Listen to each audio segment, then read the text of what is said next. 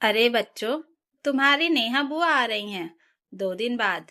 अभी मेरी उनसे फोन पर बात हुई है। सावित्री जी अपने पोते आरब और पोती अनन्या से बोली। आरब बोला, अरे वाह, मतलब कबीर और इशिता भी आ रहे हैं। हम सब साथ में खूब खेलेंगे और मजे करेंगे। उतने में अनन्या बोली, और नेहा बुआ के हाथ का खाना भी तो खाने को मिलेगा। आरब बोला, बुआ को तो बहुत अच्छी अच्छी खाने की डिश बनानी आती हैं। सावित्री जी भी पोते पोती की बातें सुनकर खुश हो रही थी। आखिर 2 साल बाद उनकी बेटी नेहा आ रही थी। पिछली गर्मियों की छुट्टियों में दामाद अमित जी अपने परिवार के साथ 4 धाम की यात्रा पर चले गए थे, इसलिए नेहा और बच्चे नहीं आ पाए थे। सावित्री जी और उनके पति हरीश जी बेसब्री से बेटी और नाती नातिन के आने का इंतजार करने लगे। 2 दिन बाद नेहा बच्चों के साथ अपने मायके आ गई। भाई सुरेश और भाभी पूनम ने भी उनका अच्छे से स्वागत किया। शाम होते ही आरब और अनन्या बोले, बुआ, आप तो बहुत अच्छा खाना बनाती हो। हमें आपके हाथ का पिज्जा और पास्ता खाने का मन कर रहा है। तो सावित्री जी बोली, बच्चों, बुआ आज ही तो आई हैं, आज तो रुक जाओ। बुआ कल सबके लिए पिज्जा और पास्ता बना देंगी। नेहा बोली, माँ, आप मेरे साथ चलो, मैं मार्केट से सामान ले आती हूँ। बच्चों को आज पिज्जा खाने का मन है तो आज ही बना देती हूँ। इतना बोलकर नेहा अपनी माँ को मार्केट लेकर जाती है। नेहा पिज्जा बनाने के लिए मैदा, हरी सब्जियाँ, चीज, पिज्जा सॉस सब ले आती है और रसोई में पिज्जा बनाने की तैयारी करने लगती है। पीछे से पूनम भाभी आती है और सब्जियां काटने में नेहा की मदद कर देती है। नेहा पिज्जा बनाकर सभी को गर्मा गर्म सर्व करती है। सभी बच्चे पिज्जा खाकर बोलते हैं, वाओ, आज तो खाने का मजा ही आ गया। भाई सुरेश, माँ, पिताजी सभी खाने की बहुत तारीफ करते हैं, मगर पूनम के मुंह से तारीफ का एक शब्द नहीं निकलता। अपनी भाभी पूनम की आदत से नेहा अनजान नहीं थी। वह जानती थी कि भाभी सब कुछ अच्छे से खाएंगी, मगर कभी तारीफ नहीं करेंगी। जबकि खाना बनाने में नेहा की मदद ना के बराबर ही की थी। पूनम ने रसोई में आकर बस सब्जियां चौपड़ पर काट दी थी। नेहा जानती थी कि उसके मायके आने के बाद पूनम और भी बेफिक्र हो जाती है और घर के खाने की सारी जिम्मेदारी नेहा पर आ जाती है। मगर नेहा कुछ कहती नहीं थी, क्योंकि वह सिर्फ अपनी माँ पापा के लिए मायके आती थी। ऐसी बात नहीं थी कि उसने कभी भाभी को अपना नहीं माना, बल्कि नेहा ने तो हर पल भाभी को बहन बनाने की कोशिश की थी। मगर पूनम ने कभी नेहा को वह प्यार नहीं दिया। नेहा के मायके आने पर 1-2 दिन पूनम उसे सम्मान देती, फिर वापस ऐसा व्यवहार करती जैसे नेहा उसकी ननद नहीं, कोई देवरानी जेठानी हो, जिससे इस घर का सारा काम करवाना पड़े। पूनम कभी नेहा को ननद वाला सम्मान नहीं दे पाई, मगर नेहा कभी इन बातों को बोलकर जताती नहीं थी। उसे बस घर में शांति चाहिए थी। वह नहीं चाहती थी कि बातों का बखेड़ा बने और घर में झगड़े हों। नेहा जब भी मायके आती, ज्यादातर वह खुद ही मार्केट चली जाती और घर के लिए सब्जियां, फल इत्यादि ले आती। पैसे भी वही निकाल कर देती।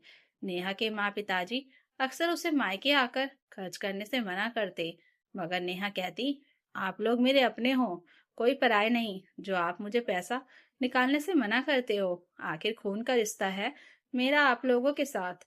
यह रिश्ता बहुत मजबूत होता है। हाँ, यह बात अलग थी कि कभी उसके भाई भाभी उसे मायके में पैसा खर्च करने से मना नहीं करते थे। भाई भाभी कभी यह भी नहीं पूछते थे कि सामान के कितने पैसे हुए, जबकि सामान सारा उन्हीं के घर के लिए आता था। अब रोज नेहा ही मार्केट के लिए निकल जाती और घर का सारा सामान ले आती। नेहा को अपने ससुराल में भी सुबह जल्दी उठने की आदत थी, इसलिए वह मायके में भी ज्यादा देर तक नहीं सोती थी। वह यहाँ भी जल्दी उठकर सभी के लिए चाय नाश्ता बना देती और खाने की तैयारी भी लगभग कर देती। सावित्री जी भी बेटी के साथ मिलकर काम संभाल लेती थी, क्योंकि वे जानती थी कि उनकी बहू पूनम तो 9 या 9:30 बजे से पहले उठती नहीं है। पूनम जब उठती तो चाय नाश्ता लेकर अपने कमरे में चली जाती। शुरुआती 2-3 दिन तक उसने ननद नेहा से दिखावटी बातें कर ली, मगर अब वह वापस रोज की तरह ज्यादातर अपने कमरे में ही रहती। नेहा के दोनों बच्चों का आज आइसक्रीम खाने का मन कर रहा था। वे बोले, मम्मा, यहाँ आए 10 दिन से ऊपर हो गए, हमने एक बार भी आइसक्रीम नहीं खाई। आज आइसक्रीम खिलाओ ना प्लीज। वहीं बैठे नेहा के भाई सुरेश बोले, अरे बच्चों, आजकल तो सब ऑनलाइन ऑर्डर हो जाता है। मम्मी से बोलो कि आइसक्रीम ऑनलाइन ऑर्डर कर दे। फिर बोले, क्या है ना, मैं ही ऑर्डर कर देता, मगर मेरे मोबाइल में इंटरनेट खत्म हो गया है। नेहा बोली, कोई बात नहीं सुरेश, मैं सभी के लिए आइसक्रीम ऑर्डर कर देती हूँ। नेहा ने सभी के लिए आइसक्रीम ऑर्डर कर दी और सोचने लगी कि सुरेश शादी से पहले कभी ऐसा नहीं था। बच्चों पर जान निछावर करने वाला सुरेश जब से खुद के बच्चे हुए तब से अपने माता पिता और बहन के लिए पराया हो गया। शादी के बाद खून के रिश्ते भी बदल जाते हैं।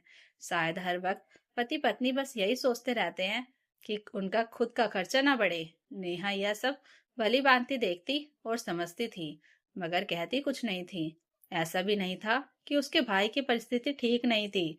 सुरेश अच्छा खासा कमाता था, मगर बहन और उसके बच्चों के लिए पैसे खर्च करने की नीयत नहीं थी। नेहा यही सब सोच रही थी कि तभी उसके फोन पर उसके पति अमित का फोन आया। अमित बोला, नेहा, मैं तुम्हारी और बच्चों की कल की टिकट करवा देता हूँ। नेहा बोली, ठीक है, मैं आज ही पैकिंग कर लेती हूँ। सावित्री जी और हरीश जी ने बेटी से कुछ दिन और रुकने की जिद की, तो नेहा बोली, अमित को भी वहाँ खाने की दिक्कत हो रही है। टिफिन वाली को तो 2 समय का खाना देने के लिए बोल रखा है, इसलिए इतने समय उन्होंने मैनेज कर लिया। अगले साल फिर से आ जाऊंगी। नेहा अपनी पैकिंग करने चली जाती है। तभी सुरेश टीवी ऑन करके बैठता है तो न्यूज में खबर चलती है कि कल से हर जगह लॉकडाउन लग रहा है, वह भी पूरे 2 महीनों के लिए, जिसमें कोई भी कहीं आ जा नहीं पाएगा। उधर से अमित फोन करके नेहा से कहता है, नेहा, अभी तुम जहाँ हो वहीं रहो, अभी कोई कहीं आ जा नहीं पाएगा। नेहा बोली, आप कैसे मैनेज करेंगे, अभी तो टिफिन व्यवस्था भी बंद हो जाएगी।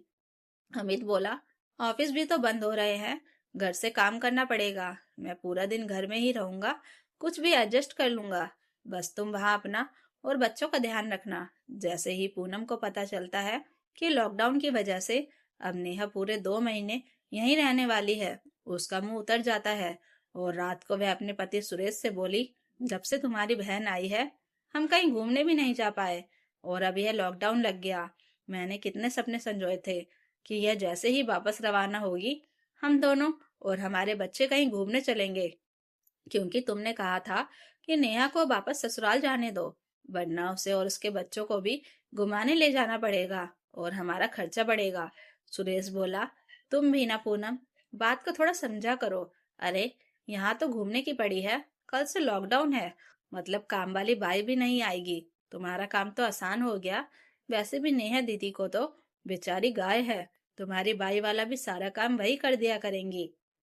पूनम खुश होकर बोली, अरे, यह तो मैंने सोचा ही नहीं था। अब दूसरे दिन से पूनम और भी बेफिक्र होकर देर तक सोने लगी, ताकि उसके उठने से पहले ही सारा काम हो जाए। नेहा और उसकी माँ सावित्री जी सुबह जल्दी उठकर घर का सारा काम निपटाने लगी। अब तो झाड़ू पोछा बर्तन सब हाथ से ही करने पड़ते थे, क्योंकि काम वाली बाई भी नहीं आ रही थी। पूनम के बच्चे भी सुबह जल्दी उठ जाते थे, जिनका चाय नाश्ता सब नेहा ही तैयार करती थी। घर में क्या क्या सामान खत्म हो गया है और क्या क्या बचा है, यह सब भी नेहा को ही पता रहने लगा था। लॉकडाउन में वही बाहर खाने खाने पीने का सामान लाती थी। सुरेश और पूनम को सिर्फ खाने पीने से मतलब था। वे जान पूछकर नेहा से पूछते ही नहीं थे कि क्या खत्म हुआ है और क्या लाना है, क्योंकि उनके लिए तो नेहा बिना पगार वाली नौकरानी बनकर रह गई थी, जो घर का सारा काम भी करती थी और अपने पैसे भी खर्च करती थी। पूनम सारा दिन अपने कमरे में रहती और अपने मायके वालों या सहेलियों से फोन पर बातें करती रहती।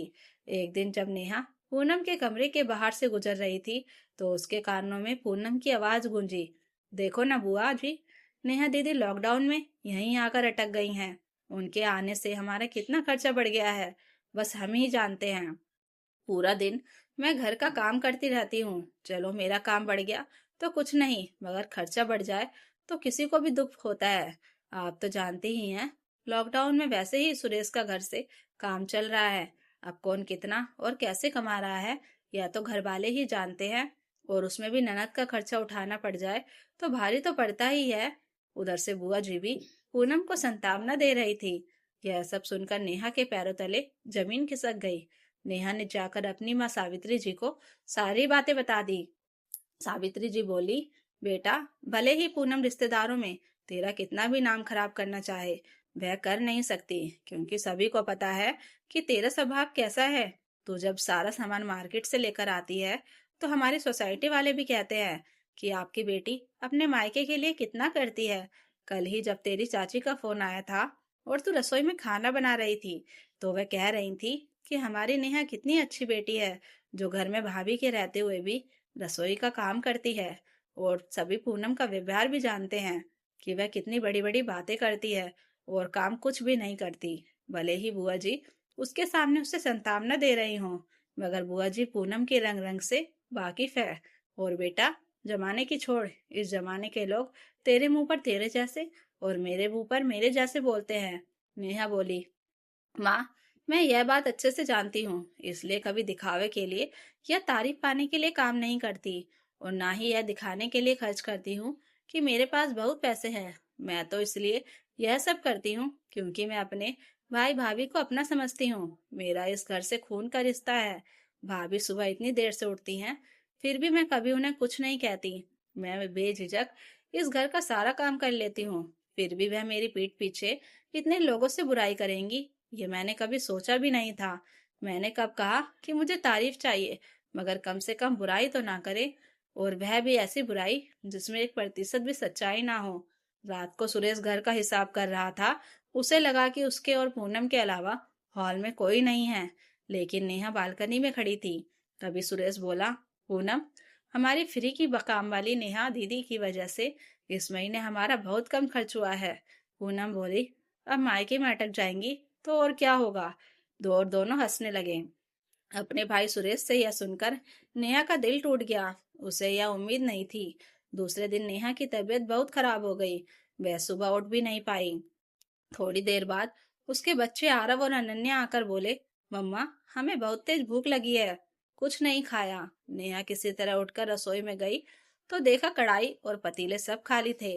पूनम रसोई साफ कर रही थी। नेहा ने पूछा, भाभी, आपने अब तक बच्चों को कुछ खाने को नहीं दिया क्या? तो पूनम चिल्लाकर बोली, दीदी, मैं आपके बच्चों की नौकरानी नहीं हूँ, समझी? आप सोई रही और मैं इनके लिए सब बनाती रहूं? हम चारों का खाना बनाकर हम खा चुके हैं। अब आप लोग अपना देख लो। नेहा ने देखा कि उसके माँ पापा और बच्चे भूखे बैठे हैं। आज नेहा बहुत गुस्से में थी, क्योंकि जब कोई इंसान रोज सबके लिए काम करता है और एक दिन नहीं कर पाता, तो जरूरत के समय उसकी कोई मदद नहीं करता।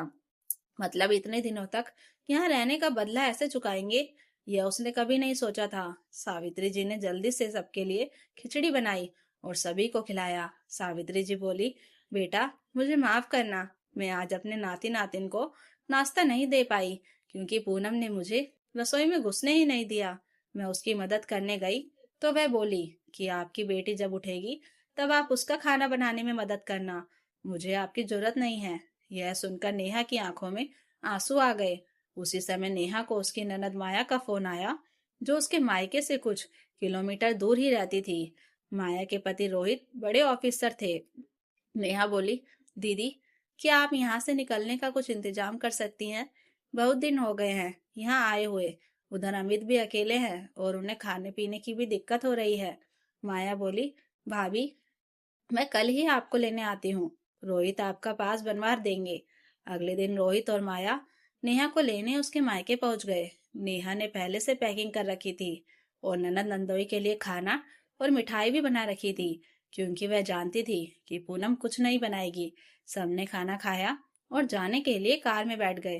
पीछे से सुरेश और पूनम भागते हुए आए और बोले, दीदी, कुछ गलती हुई हो तो माफ करना। और बच्चों के हाथ में 5,500 रुपये पकड़ा दिए। हमारी तरफ से बच्चों के लिए कपड़े ले लेना।